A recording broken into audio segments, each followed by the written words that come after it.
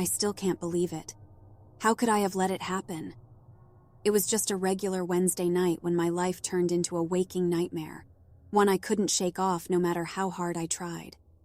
It started when my beloved dog, Baxter, a golden retriever with the heart of a lion, vanished from our backyard. I had settled down to watch the game, nursing a cold beer after a grueling day at work. Baxter, like always, had gone out to do his nightly rounds around the backyard. I lived out in the sticks, just outside of a small town in Maine, where every house had more land than it knew what to do with.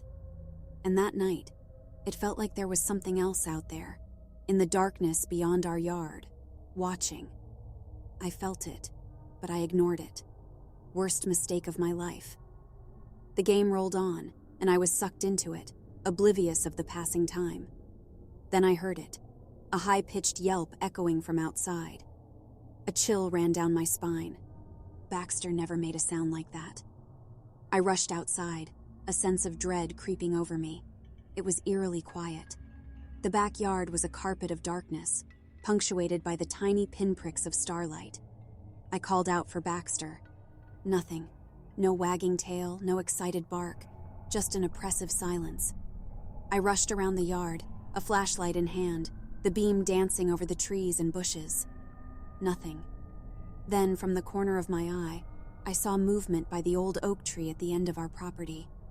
I turned, heart pounding in my chest. That's when I saw it. My blood ran cold. It was like nothing I'd ever seen before. It looked like a person, but wrong. So wrong. Hunched and skeletal, its skin was a sickly gray, stretched tight over its bony frame. It had long, ragged claws that glinted in the moonlight. But its eyes, God, its eyes were the worst, glowing with an unholy light.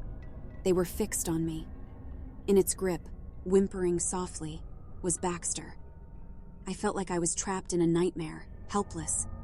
I yelled, charged at the thing, but with a swift, fluid movement, it turned and leapt over the fence, disappearing into the darkness. My Baxter, taken from me. Anger washed over me, hot and bitter. I knew what had taken Baxter, the creature known in local legends as the Rake.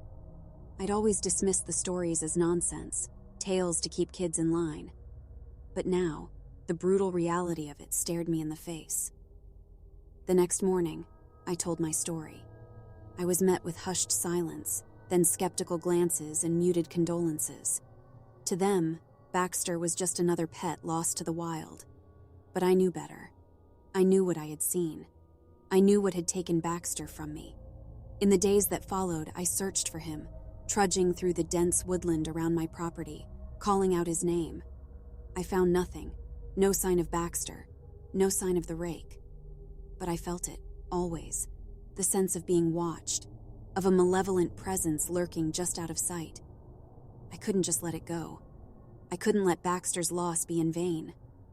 The town might think I'm crazy, but I don't care. I've started fortifying my home, setting traps in the backyard, keeping watch at night. I won't rest until I've found the Rake, until I've made it pay for what it did. My heart aches for Baxter, for the joy and companionship he brought into my life. I miss him more than words can express. I feel a cold, hard rage every time I think of that damned creature. But more than anything, I feel an unshakable determination. I don't know what'll come out of this. Maybe I'll find Baxter. Maybe I'll find that God-forsaken creature. But one thing's for sure. I won't back down. Not until I've had my revenge. And so, I'm left with my memories and my resolve. A man alone in the woods, tormented by a beast from a nightmare. I share my story not to frighten you, but as a warning. The Rake is real as the pain I feel every day. Keep your pets close. Keep your loved ones closer. And if you see those glowing eyes in the dark, pray to God you're faster than I was.